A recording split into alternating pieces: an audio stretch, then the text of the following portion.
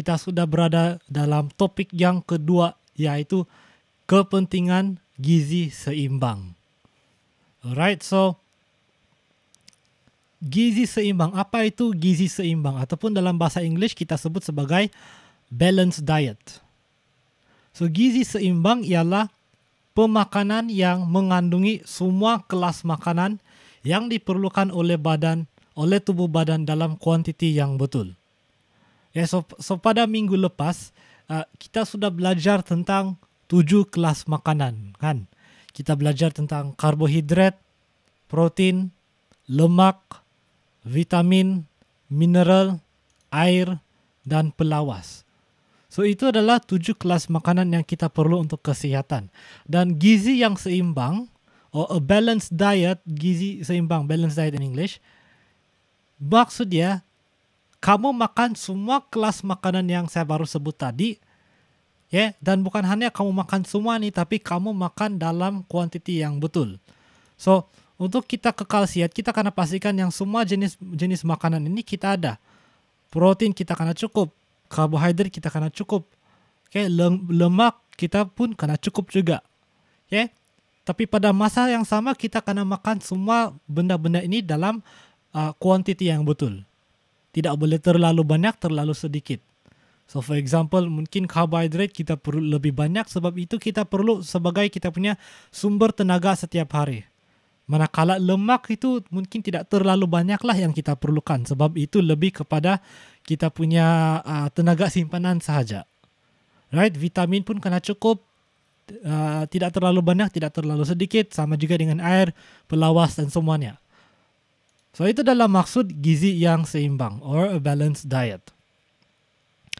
So salah satu cara untuk kita tahu apa itu balanced diet, kita boleh melihat ataupun kita boleh merujuk kepada piramid makanan. So ini adalah piramid makanan yang sangat-sangat klasik, sudah berpuluh-puluh tahun digunakan dan ditunjukkan sebagai contoh bagaimana kita merancang satu gizi yang seimbang. So dalam satu piramid ini, tapak ialah yang paling besar dan yang di atas yang puncak yang paling kecil. Maksudnya dalam satu piramid, makanan yang berada di tapak piramid ini, kita kena makan dengan lebih banyak. Dan benda-benda yang berada di atas piramid ini, sebab dia kecil, maksudnya itu kita makan dengan lebih sedikit ataupun kita kurangkan. So kalau kita melihat contoh piramid yang ada di sini, di bahagian bawah kamu boleh melihat terdiri daripada apa? Nasi, roti, bijirin, dan ubi-ubian. Dalam arti kata lain, yang berada di tingkat yang paling rendah ataupun di tapak piramid ialah semua makanan-makanan yang mengandungi karbohidrat.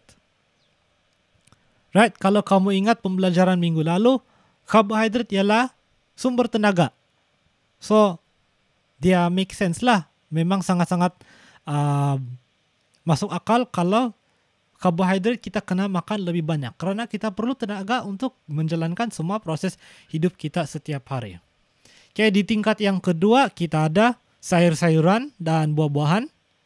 Okay, so masih besar juga, tapi lebih kecil daripada jumlah karbohidrat. So sayur-sayuran dan buah-buahan ini adalah kita punya sumber vitamin dan mineral. Okay, tingkat yang ketiga, sekarang kita ada apa ini? Produk-produk haiwan, ikan, ayam, daging, dan ada jala ke kacang. Dan susu dan produk tenun susu. So kebanyakan adalah produk haiwan kecuali ke kacang. So ini semua adalah sumber-sumber protein. Itulah ada ayam, ada daging, ikan dan sebagainya. Dan yang paling atas ialah lemak, minyak, gula dan garam. So kita hanya makan ini dalam kuantiti yang sedikit sahaja, jangan terlalu banyak.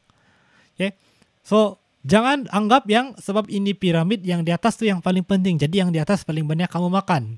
Bukan begitu, tetapi yang berada di bahagian tapak itu merupakan yang kita perlu paling banyak kita makanlah dalam kita punya pemakanan setiap hari.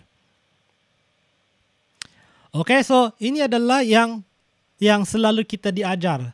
Now satu lagi contoh ataupun cara kita merancang pemakanan ialah apa yang kita panggil sebagai pinggan sihat ataupun suku-suku separuh. So ini sekarang yang semakin terkenal, dan saya sendiri saya pun lebih suka ini. Sebenarnya ada orang yang menganggap yang ini piramid makanan ini sudah lapuk.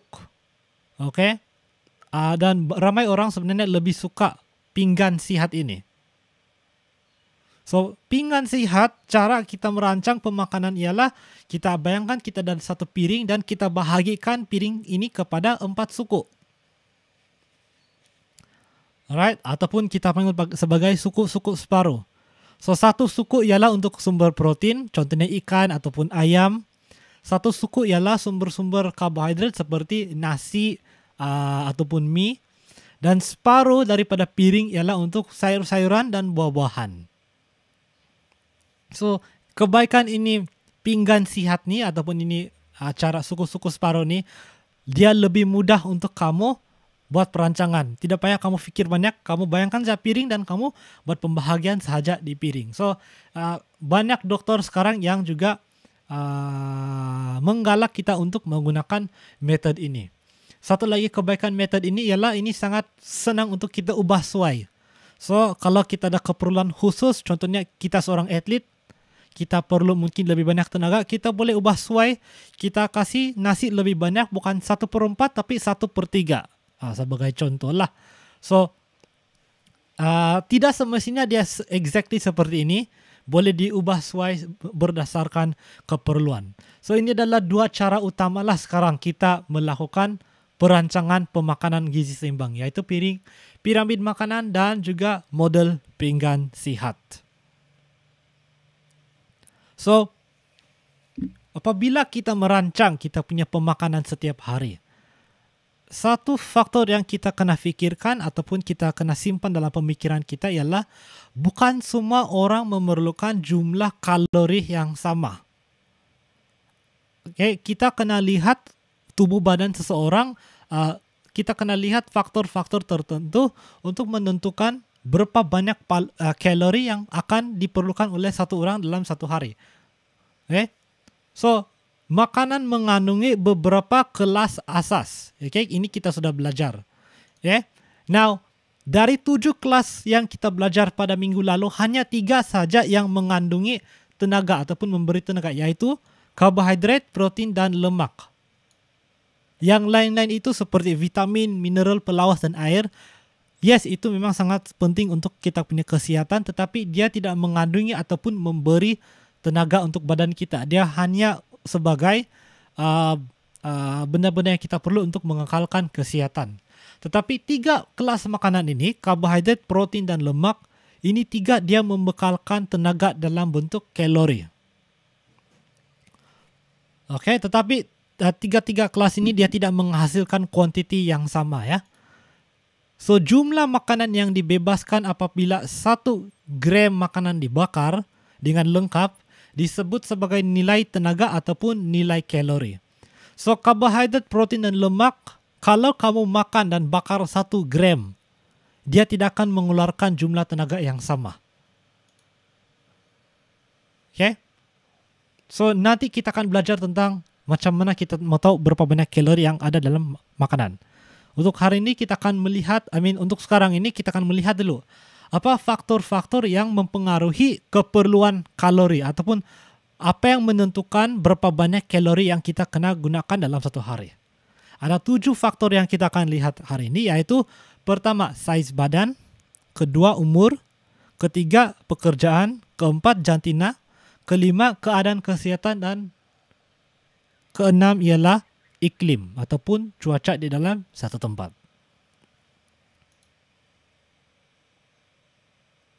So, kita bermula dengan yang pertama, saiz badan. Okay, kamu boleh fikir secara logik lah. Siapa yang lebih banyak memerlukan tenaga? Orang yang kecil ataupun orang yang lebih besar badan dia? Of course, secara logiknya orang yang lebih besar badannya akan memerlukan kalori yang lebih banyak ataupun tenaga yang lebih banyak. Okay, kenapa? Soalan kebat. Kenapa? Kenapa orang yang lebih besar badan dia akan memerlukan jumlah tenaga yang lebih banyak? Ya, antara sebabnya kenapa ialah orang yang lebih besar, lebih tinggi, karena badannya lebih berat, dia akan memakan jumlah tenaga yang lebih banyak untuk menggerakkan badannya sendiri. Selain itu, sebab badan dia lebih besar, dia lebih banyak otot. So, sebab dia lebih banyak otot, otot itu akan membakar lebih banyak tenaga. So, kalau kamu lihat ini di slide, sebelah kiri, kalau kamu orang yang sangat-sangat kurus, kamu tidak akan perlukan begitu banyak tenaga.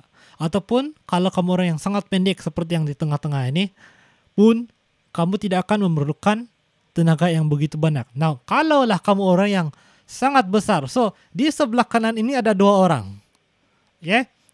Dua orang ini sangat terkenal dalam sukan bina badan dan sukan angkat berat. Di sebelah kiri ialah Arnold Schwarzenegger and sebelah kanan ini ialah Hafthor, seorang juara dalam sukan strongman. Sebelah kiri dia nampak lebih pendek, tapi orang yang sebelah kiri ini, Arnold Schwarzenegger, dia sendiri tingginya ialah 6 kaki. Dia sendiri tingginya ialah 6 kaki. Hafthor kalau tidak silap tingginya ialah 6 kaki 8 inci. So, kedua-dua mereka ini adalah orang yang sangat tinggi dan sangat besar. So, sudah pastinya keperluan pemakanan mereka ini, kedua orang ini tidak sama seperti kamu dan saya yang lebih size biasa ataupun lebih pendek dan kecil daripada mereka. So, kita kena melihat size badan lah sebagai satu faktor. Yang kedua ialah umur. Rasa-rasa umur mana satu yang paling banyak perlu makanan ya? Ataupun paling perlu tenaga dalam satu hari? Yang sudah 80-an kah? Ataupun umur 2 tahun kah? Ataupun macam mana? So, kita akan mengambil kira inilah. Secara umumnya, kalau masih sedang tumbuh, so contohnya umur bayi kecil ataupun umur mungkin remaja, masih sedang bertumbuh dan masih giat aktif setiap hari, kamu masih akan memerlukan jumlah kalori yang lebih banyak. Kalau kamu sudah dewasa, dan terutamanya sudah dewasa dan sudah kurang aktif, biasanya jumlah tenaga yang kamu perlu adalah sedikit kurang lah. Inilah kenapa banyak berlaku seperti ini. Semasa dia umur remaja, dia sangat kurus. Ada orang seperti ini. Ada kawan-kawan saya seperti ini juga. Dari tingkatan 1 sampai tingkatan 5, kurus sangat badannya. Sekali mula kerja sudah tiba-tiba muka dia menjadi bulat, perut pun mulai boroi, dan sebagainya. Karena dia masih makan seperti cara pemakanannya semasa remaja. Tetapi keperluan kalori dia sebenarnya sudah berkurang. Dia tidak sebenarnya perlu makan begitu banyak sudah. Jadi badan kamu bila dia mendapat kalori yang berlebihan itu akan ditukar dan disimpan sebagai lemak di dalam badan kamu. That's how people, begitulah caranya menjadi orang-orang menjadi berlebihan berat. So, biasanya mereka yang sedang bertumbuh dan masih remaja itu memerlukan tenaga yang lebih banyak lah. Dan of course sedia maklum biasanya remaja juga lebih aktif berbanding dewasa yang sudah bekerja. So, kamu ambil faktor umur juga lah. Next ialah kamu punya pekerjaan. Apa yang kamu lakukan setiap hari sebagai kerja kamu. So, ada pelbagai tugasan yang ditunjukkan di sini. Ada guru, ada doktor, ada tukang masak, ada tukang bina. So, kalau kamu pikir secara logik, tugasan seperti kalau kamu terlibat dalam kerja pembinaan, hari-hari kamu angkat barang-barang yang berat, ataupun kamu punya kerja ialah mungkin macam sebagai tukang masak, kamu akan sentiasa bergerak dalam dapur, angkat makanan sini sana, tidak jarang duduk. Kamu akan lebih banyak membakar tenaga berbanding kerja seperti mungkin orang yang kerja dalam pejabat, yang dia punya kerja banyak ialah duduk depan komputer, menaip, bukan pekerjaan itu tidak baik, tetapi keperluan tenaga itu dia berbeza. Ataupun kalau kamu seorang atlet, of course hari-hari akan melakukan senaman ataupun training untuk melakukan yang terbaik dalam dia punya sukan. So of course dia akan memerlukan lebih banyak tenaga berbanding seorang yang mungkin selalu duduk di rumah dan suka main game, right? So kamu kena pastikan yang kalori itu sesuai dengan keperluan kamu.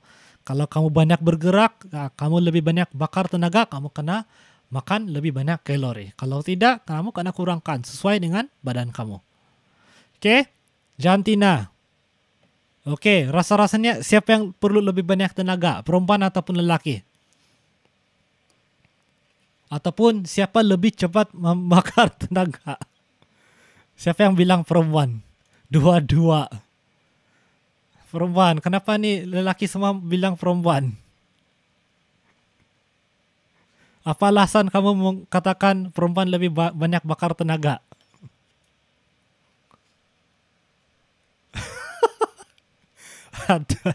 Hai, kamu orang nih. Sebab perempuan. Hey Harry, be nice to your friends. Anyway, secara umumnya, perempuan dan lelaki kalau dua-dua sama tinggi, lelaki yang lebih banyak membakar tenaga. Kenapa? Karena biasanya kalau perempuan dan lelaki yang sama tinggi, kebanyakan lelaki akan lebih berotot daripada perempuan. Saya katakan kebanyakan sebab ada juga perempuan, seorang wanita yang selalu training dan melakukan senaman, itu mungkin akan lebih berotot. I'm talking about muscles ya. Lebih berotot dari seorang lelaki yang hanya duduk di rumah tidur sejak kerja dia. Tetapi secara umumnya, lelaki memang secara semula jadi mempunyai lebih banyak otot. So, otot dalam badan ini dia membakar tenaga. Itulah juga sebabnya kenapa biasanya kalau pasal mau kasih turun berat badan, lelaki lebih cepat turun berat badan berbanding perempuan. Sebab lelaki biasanya lebih banyak otot untuk kasih bakar itu tenaga. Right? So, ini bukan semua katakan bias ke apalah. Ini cuma secara umum lah ataupun kebanyakannya. Sebenarnya kalau kita melihat recommendation ataupun saranan, biasanya perempuan disarankan sekurang-kurangnya 2000 kalori dalam satu hari. Manakala lelaki sekurang-kurangnya 2500 kalori dalam sehari. Maksudnya ada perbezaan sebanyak 500 kalori. Of course, kamu perlu mengambil kira tinggi dan aktiviti kamu lah. So of course ada perempuan yang akan perlu lebih banyak dari itu. Ada juga lelaki yang akan memerlukan lebih banyak daripada itu. But secara umumnya jantina lelaki membakar lebih banyak tenaga lah ataupun membakar dengan lebih cepat tenaga. Selain itu kamu kena ambil juga kira keadaan kesihatan. Kalau kamu sihat walafiat, bergerak sini, lompat sini sana, banyak buat aktiviti, kamu perlu lebih banyak makanan. Kalau kamu sakit, kamu baring saja di rumah, mungkin kamu punya pemakanan, keperluan makanan kamu tidak sama seperti orang yang sihat walafiat. Mungkin kamu kena lebih fokus kepada makanan-makanan yang kaya dalam vitamin dan mineral. So kamu punya keadaan kesehatan pun akan memberi faktor lah. Dan yang terakhir kan nih. Dan terakhir ialah jenis iklim ataupun jenis cuaca yang terdapat dalam satu tempat. Rasa-rasanya mana yang lebih banyak memerlukan tenaga ataupun tempat mana badan kamu cepat bakar lemak, tempat sejuk ataupun tempat panas. Rasa-rasanya. Ataupun mungkin tidak pernah terfikir. Mana yang lebih menyebabkan kamu membakar tenaga. Sebab ini sebenarnya membawa satu beza ini. Biasanya dalam tempat yang sejuk kamu akan kehilangan haba dengan lebih cepat. Of course, logic. So, untuk membekalkan ataupun menggantikan haba yang kamu hilang itu, badan kamu kena membakar lebih banyak tenaga. So, biasanya dalam tempat-tempat yang sejuk ini, kamu akan membakar tenaga dengan lebih cepat berbanding tempat-tempat yang panas. So, biasanya kalau kamu melihat orang-orang yang tinggal di kawasan-kawasan yang sangat sejuk, pemakanan mereka lebih kaya ataupun lebih banyak lemak karena mereka memerlukan lemak yang berlebihan itu untuk memastikan mereka mendapat jumlah kalori yang cukup untuk pemakanan setiap hari. So setakat ini jelas? Ada apa-apa soalan setakat ini? Oke, nampaknya setakat ini masih oke. Alright. Kalau ada apa-apa soalan boleh tanya ataupun boleh type saja. Alright. So nilai kalori makanan. So nilai kalori makanan ialah jumlah makanan yang dibebaskan dalam 1 gram kelas makanan. So ini kita sudah sentuh tadi, ada 3 kelas asas, yaitu karbohidrat, protein dan lemak. Dan hanya karbohidrat, protein dan lemak saja yang membekalkan tenaga. Nah, kalau kita lihat jumlah tenaga yang terdapat dalam 1 gram. Okay. Karbohidrat dan protein dua-dua membekalkan 4 kalori. Actually 4 kilokalori I should say. 4 kilokalori per gram untuk protein dan karbohidrat. Manakala lemak 9 kalori per gram. Maksudnya lemak mengandungi hampir 2 kali ganda lebih banyak kalori berbanding protein ataupun karbohidrat. Inilah sebabnya lemak ini kita kena berhati-hati apabila kita makan. Kerana lemak ini kamu tidak perlu makan dalam jumlah yang banyak untuk mendapat kalori yang sangat-sangat tinggi. Okay. Kalau kamu makan 100 gram karbohidrat itu baru 400 kalori. Kalau kamu makan 100 gram lemak itu sudah 900 kalori. So you see the difference there, jumlah yang sangat-sangat besar. So how do we figure out? Macam mana kita mau kira berapa banyak kalori yang dalam makanan? So let me give you an example here. So saya pasti kamu pernah nampak label seperti ini dalam makanan yang kamu makan sekali-sekala, right? Kadang-kadang kamu akan melihat selalunya pada makanan tin lah selalu, ataupun makanan dalam bungkusan, kamu boleh melihat dia akan menunjukkan fakta-fakta nutrisi mengenai makanan itu. So kalau kita melihat fakta-fakta nutrisi yang terdapat dalam makanan itu, dia akan bagi tahu jumlah kalori. Biasanya dia akan bagi tahu jumlah kalori. Ada juga masanya dia tidak bagi tahu jumlah kalori. Right? Dia hanya bagi tahu ini saja, jumlah lemak, jumlah karbohidrat dan jumlah protein. Tapi kita boleh menggunakan ini untuk mengira jumlah ataupun untuk melihat berapa banyak kalori yang terdapat dalam satu makanan. Okay, satu lagi, just to point out, kadang-kadang ini, alright, let's wait for the slide to change.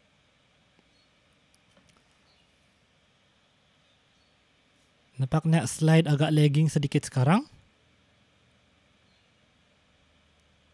Okay, kita tunggu dulu sebentar. Okay, there we go. So ada masanya di mana dia bagi tahu kalori per serving ataupun berapa banyak kalori per hidangan. Tapi dia tidak bagi tahu kamu yang, tapi kalau kamu nampak di sini dia tulis dalam satu kontainer ataupun dalam satu tin ada 2 hidangan. Jadi kadang-kadang ini cara kita tertipu. Kita nampak satu tin kari ayam. Wah, ini hanya 200 kalori saja. Tapi dia bilang dalam satu tin pula ada 3 hidangan. Jadi 200 kali 3, 600 kalori pula dalam tin itu. So kamu kena berhati-hatilah bila kamu melihat. But saya suka lihat ini label-label sebab dia memberi informasi mengenai makanan yang dihidangkan. Alright, so kita cek kalau sama ataupun tidak. Kalori yang dinyatakan di sini ialah 220 kalori dalam satu hidangan. Alright, okay, welcome Ivan. Kita lihat kalau dia sama dengan jumlah kalori yang terdapat dalam lemak, karbohidrat dan dalam protein. So, cara kita mengira ini. Okay, slide is still behind. Saya tunggu dulu itu slide muncul untuk kamu. Inilah masalahnya. Alright, slide sudah keluar. Okay, so let's take a look at this. berapa jumlah lemak? Ada 5 gram lemak. So, kita tulis itu. So, lemak 5 gram.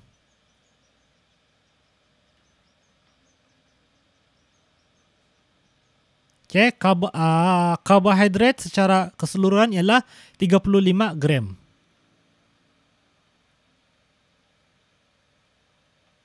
Dan protein ialah sebanyak 9 gram.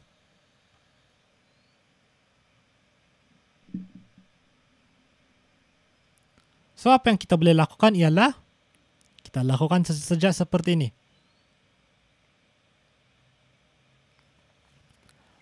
Okay, so kita menggunakan formula yang kita sudah belajar tadi. Okay, so saya harap semua boleh nampak di screen. So, lemak ialah 5 gram, karbohidrat ialah 35 gram, dan protein ialah 9 gram. So, kita tambah sajalah semuanya. So, jumlah kalori ialah 5 kali berapa? Untuk lemak ialah 9. So, 5 kali 9 tambah dengan karbohidrat ialah 35 kali 4. Dan yang terakhir ialah protein, yaitu 9 kali 4 juga. So, jumlah dia ialah berapa? Berapa jumlah dia? Cepat. Guna tu calculator. Berapa jumlah dia? So, let's see. Kita boleh guna calculator. So, 5 kali 9 tambah dengan 35 kali 4 tambah dengan 9 kali 4. Okay. So, jawapan yang didapati ialah, ada yang sudah dapat? Oh, tidak apa. So, jawapan yang kamu dapat ialah 221. So, 221 kalori ataupun actually kilokalori. Now, kalau kamu melihat, kita balik kepada gambar yang tadi itu. Okay, kalau kamu melihat di sini, hampir sama dengan nilai kalori yang diberikan di sini kalau kita kira. Biasanya nilai kalori ini yang di atas ini dia akan kasih bundar lah. Dia akan kasih bulat dia supaya nampak cantik. Alright, tapi kalau kita berdasarkan pengiraan yang kita lakukan memang hampir sama. Oke, kita coba lagi satu contoh. So, sekarang kamu kasih sedia pensel ataupun pen dan kertas ataupun buku. Dan sekarang saya mau kamu lagi untuk coba kira.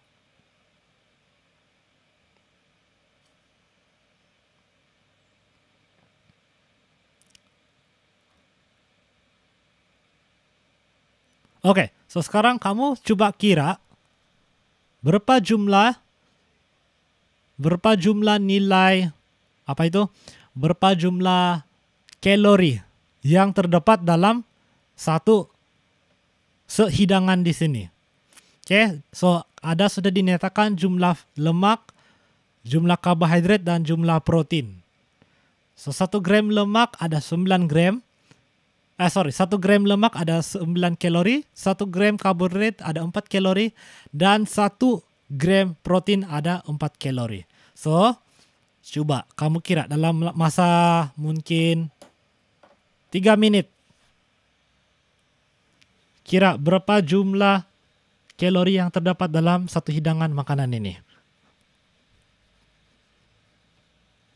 Dan bila dapat jawapan, type dalam chat.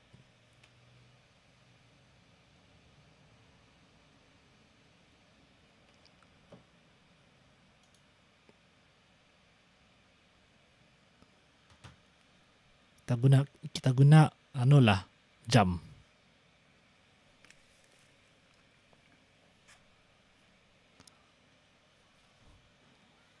Oke, ingat lemak 9 gram, karbohidrat 4 gram, protein pun 4 gram juga.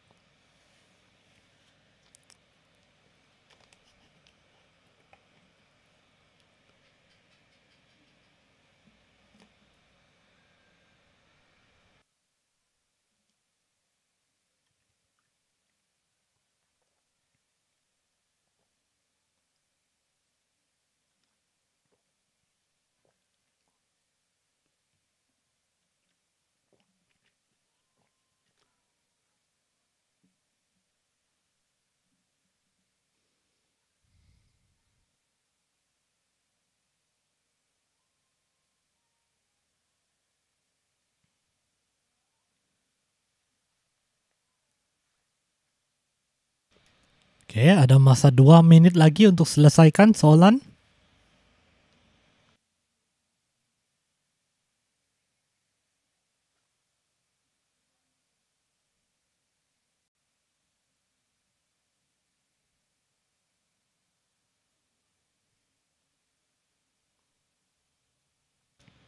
Come on, you can do it.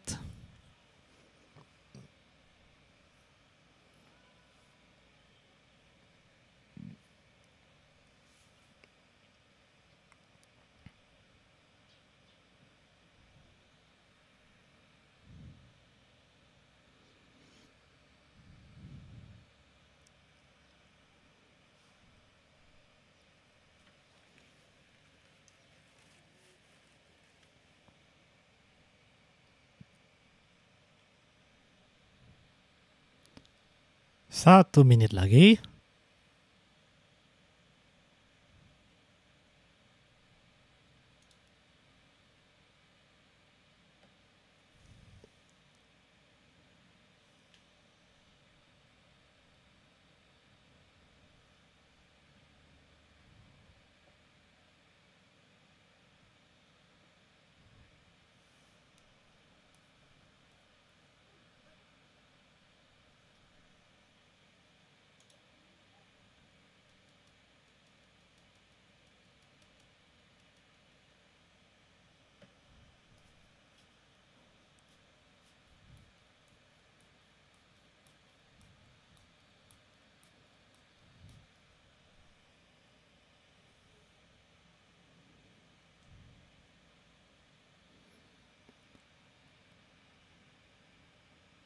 Oke, masa sudah habis.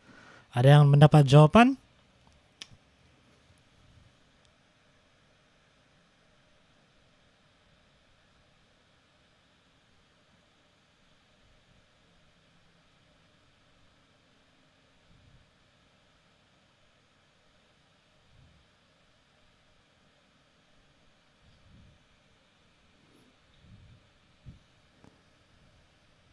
Oke, tidak apa. Kita coba buat penyelesaian dia sama-sama. Oke, so kita ada 10 gram lemak. Seperti yang dinyatakan dalam penggambar. Karbohidrat ialah sebanyak 13.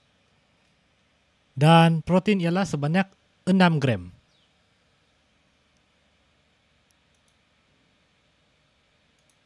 So, kita ambil kira semuanya itu.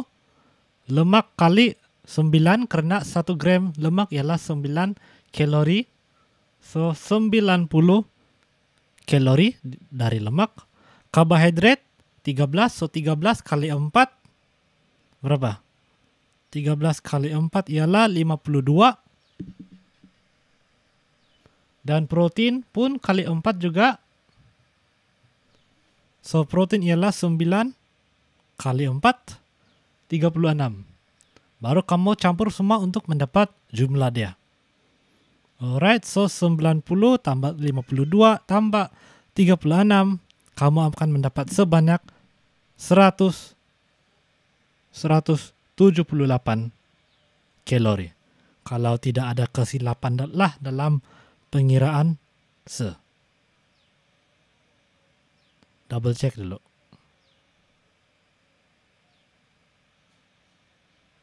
Sorry, 6 kali 4 ialah 24. So, 90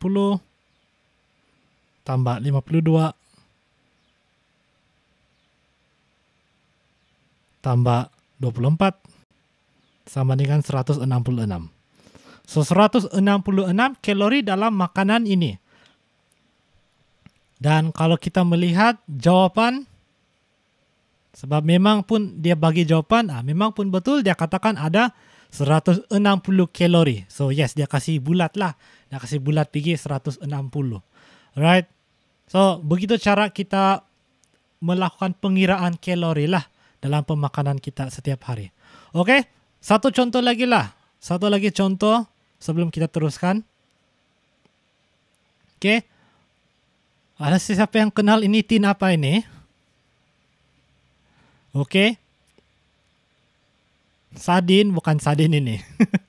Alright, tapi anyway, coba kamu kira, so kamu nampak ada dua barisan di sini. Ada untuk per hidangan dan untuk per 100 gram. Oke? Saya mau kamu cari berapa jumlah kalori yang terdapat dalam satu hidangan ataupun setiap hidangan. So, dia sudah nyatakan protein ialah 3.9 gram, lemak ialah 0.3 gram, dan karbohidrat ialah 17.4 gram. Right? So, kamu coba kira lah berapa yang terdapat dalam satu hidangan. Alright, 3 minit untuk mencari jawaban.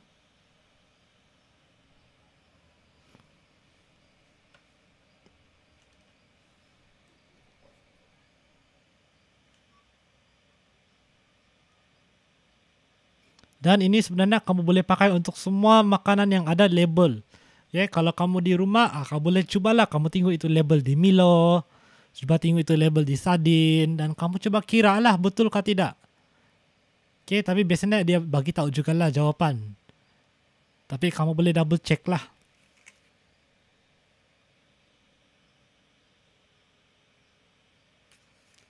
This is why some people apabila dia mau merancang dia punya pemakanan setiap hari, ada yang sampai sanggup dia kasih timbang dia punya makanan setiap hari. Dia kasih timbang supaya dia tahu, okay, saya kasih timbang, saya tahu begini banyak kalori yang dapat setiap hari. Okay, but itu lebih kepada yang atlet-atlet yang advance lah. Alright, that's more for advanced athletes. Kalau yang macam kita ni, yang hanya perlu kekalkan kesihatan kita setiap hari, tidaklah perlu. Tidaklah perlu sampai mau timbang semua itu makanan yang kita makan setiap hari. Oke, kamu ada 2 minit lagi untuk mencari jawaban.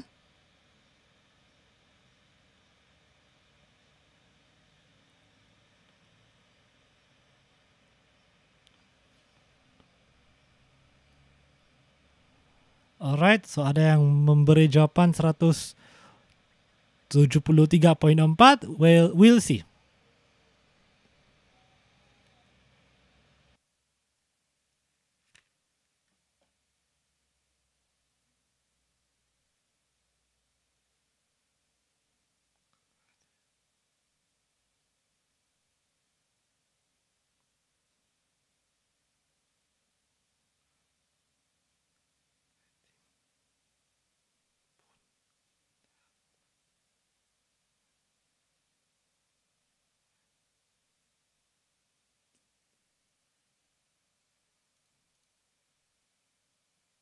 Oke, yang lain-lain ada yang sudah mendapat jawaban?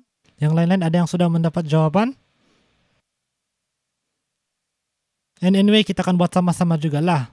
Tapi saya mau kamu coba juga.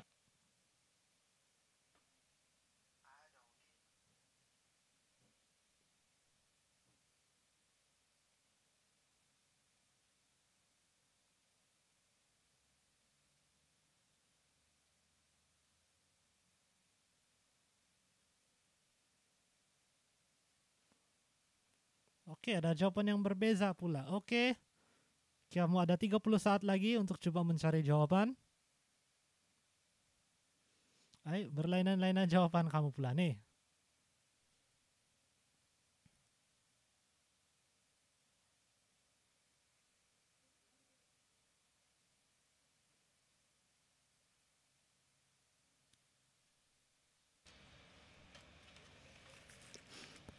Macam-macam pula jawapan kamu orang nih, tahu? Oke, masa sudah habis. Tapi you can continue. Kita akan kira sama-sama. Tapi kalau kamu mau coba share kamu punya jawaban pun boleh juga. So, kita buat satu-satu lah. Kita buat step by step. So, kita tengok. Oke, protein ada 3.9. Protein 3.9. Ya, lemak kita ada berapa? Lemak kita ada 0.3. Dan karbohidrat ialah 17.4. Karbohidrat ialah 17.4 pula. Alright? Alright, so once kita dapat semua ini, kita akan kali lah. Okay? Untuk protein kita kali dengan 4. Karena setiap gram protein mengandungi 4 kalori. Alright, so of course kita akan kira guna kalkulator 3.9 kali dengan 4. Kamu dapat total of 15.6 kalori. Alright, sekarang kita coba kira dengan lemak. Lemak pula kita kali dengan 9. Okay, setiap gram lemak dia mempunyai 9 kalori. So, 0.3 kali dengan 9 ialah 2.7 kalori. Dan yang terakhir karbohidrat. Karbohidrat pun kamu kena kali dengan 4. So, karbohidrat ialah 17.4. Kamu kali lagi dengan 4, kamu dapat 69.6. So, sekarang kamu tambah semua. So, 15.6 tambah 2.7 tambah 9.6. Kamu mendapat 37.9 perhidangan. Ini baru perhidangan ini. Memang itu yang saya suruh cari dia tadi itu. Perhidangan ialah 87.9 kalori. Perhidangan. Kalau kita mau cari jumlah yang ada dalam tin, kita kena lihat dulu itu gambar. Dia katakan size hidangan ialah 1/4 daripada tin. Dalam arti kata lain, dalam satu tin ada 4 hidangan.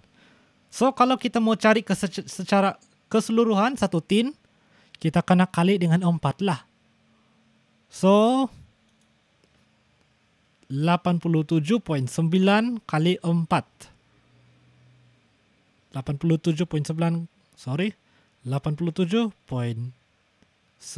kali 4 ialah 351.6 kalori per tin. So, dalam satu tin ialah 351.6.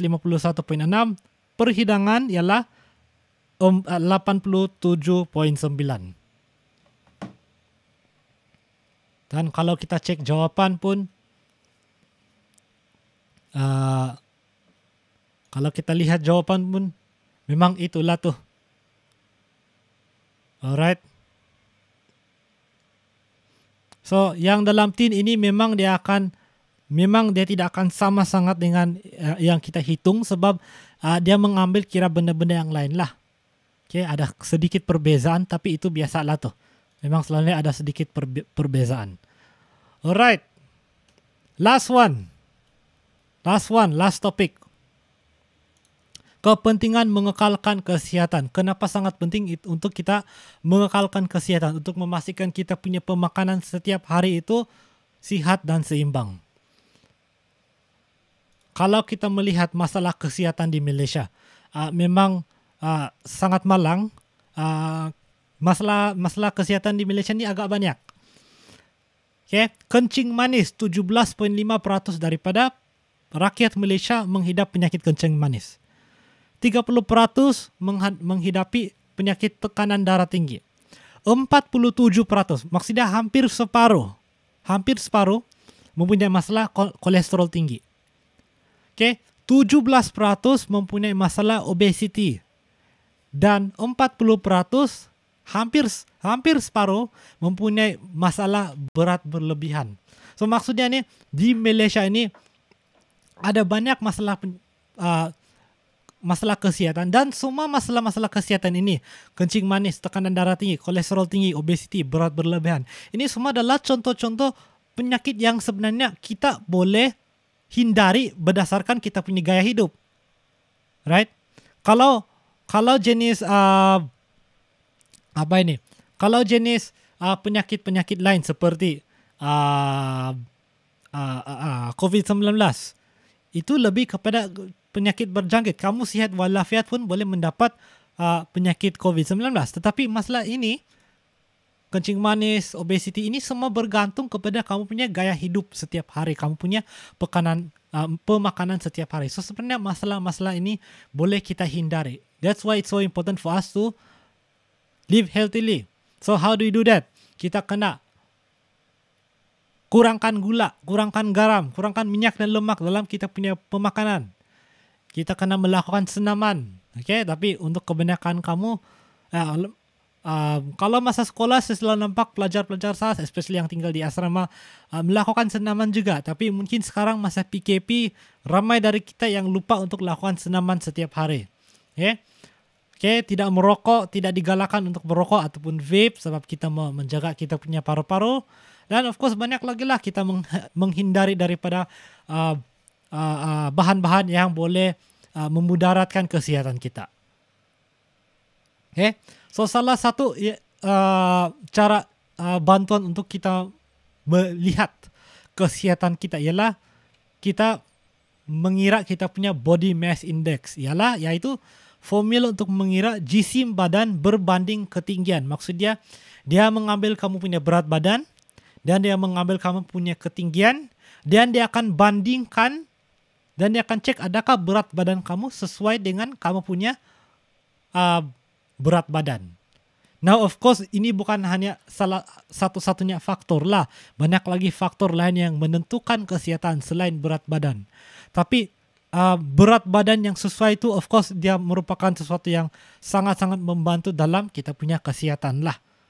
Terlalu berat pun dia akan menyebabkan masalah-masalah untuk kita.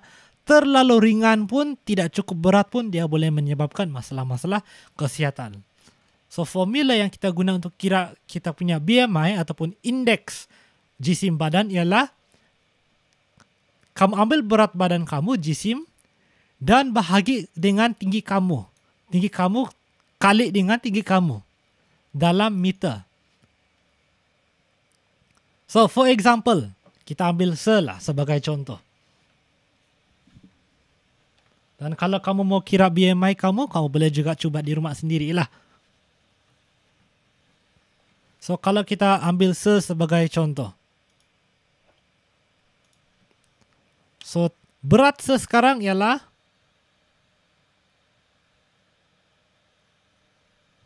65 kilo. Lebih kurang lah. Okay, paling last setimbang 65 kilo. Tinggi dalam meter ialah 1.65 meter. So kali dengan 1.65 meter. So kalau kita melihat di sini, kita tulis sejak dalam kalkulator. So 65 bahagi dengan kurungan 1.65 kali dengan 1.65 dan jumlah dia kita mendapat ialah 23 point, kita kasih bundar sajalah 88. Ini ialah nombor BMI untuk saya punya tinggi dan saya punya berat. Okay, so kita cek adakah ini sihat ataupun terlalu berat ataupun terlalu ringan. So kalau kita berdasarkan carta ini, kalau BMI kamu kurang daripada 18.5. Kalau kurang daripada 18.5 maksudnya kamu ada masalah, kurang berat, kamu perlu lebih banyak kalori. Kalau kamu punya BMI adalah antara 18.5 hingga 24.9 ataupun cakap sajalah dari 18.5 hingga 25, cakap sajalah begitu. Kamu adalah berstatus normal, bagus, sila kekalkan. Kalau kamu dari 25 hingga 30, kamu kemungkinan besar berlebihan berat dan kena kurangkan sedikitlah kamu punya berat badan. Kalau kamu lebih 30, maksudnya kamu sudah menghidap obesity dan kamu kena turunkan immediately. Kamu kena tukar kamu punya gaya hidup untuk mengekalkan kesehatan kamu. Now, of course ini BMI ini dia bukan juga saya katakan 100% tepat, tapi mungkin 90% tepat. Ada masanya ada orang yang berat dia lebih daripada 25, tetapi masih kira sihat sebab dia berat karena bukan sebab lemak, tetapi badan dia berotot. So kalau untuk atlet-atlet ataupun orang-orang yang agak tegap ya, especially orang yang kita panggil pindik tegap nih, kadang-kadang mereka punya BMI lebih 25, tapi mereka sebenarnya bukan gemuk, cuma badan mereka yang berat lah. Tapi untuk kebanyakan orang, kita boleh menggunakan BMI sebagai cara untuk menentukan kesehatan kita. So kalau kita melihat markase tadi ialah sebanyak 23.8. So 23.8 maksudnya masih terkira dalam golongan normal. So masih sihat lah. Syukur. So kamu boleh try lah kira di rumah sendiri berapa BMI, berapa berat kamu, adakah kamu kurang berat atau betul lebih berat, dan kamu boleh try lah di tempat kamu masing-masing. Oke, so dengan itu BMI ialah body mass index.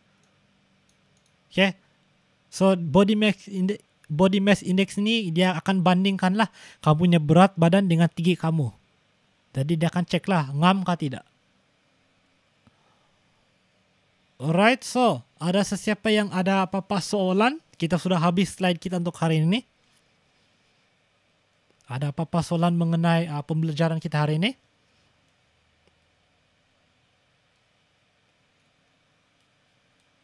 Ataupun semua jelas?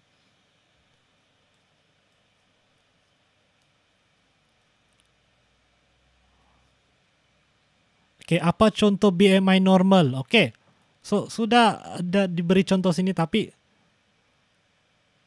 so kalau BMI kamu dari 18.5 hingga 25. Kalau BMI kamu di kalangan nombor ini, itu adalah normal. Yang tidak normal ialah kalau dia kurang daripada 18.5 ataupun lebih daripada 25. Itu adalah tidak normal lah. Jadi kalau lebih daripada 25, maksudnya kamu berlebihan berat. Kalau lebih dari 30, kamu mengalami obesity. Alright, kalau kamu kurang daripada 18.5, maksudnya kamu kurang berat dan kamu kena makan lebih banyak lah. Tadi, kalau kita kira punya BMI, punya BMI ialah 23.88. So 23.88 maksudnya masih dalam kalangan normal lah. Okay, apa alat untuk cek? Alright, so okay, kalau tidak jelas kamu tunggu nanti di YouTube. Yang di YouTube tuh pasti lebih jelas itu. But anyway, kamu boleh cari di internet BMI calculator. Banyak di internet. Okay, ataupun kamu guna sejak formula yang diberikan tadi, yaitu berat badan kamu bahagi dengan tinggi kamu dalam meter kali tinggi kamu dalam meter. Alright. Ataupun banyak juga calculator lah di Google. Kamu boleh search juga. Okay, ada soalan-soalan lain?